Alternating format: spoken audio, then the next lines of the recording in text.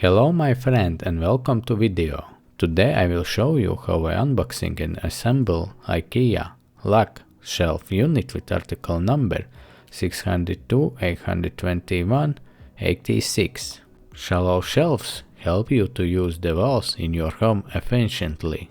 They hold a lot of things without taking up much space in the room.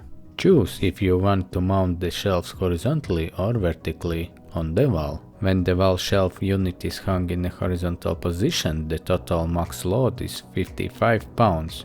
When hung in a vertical position, the max load is only 6 pounds per shelf. Screws for wall mounting are not included. You will need another person who will help to attach it to the wall. I have a niche in my apartment where this shelf fits perfectly and works like wall decor also. If you have any questions or suggestions, feel free to leave a comment below this video. But now let's jump inside the video.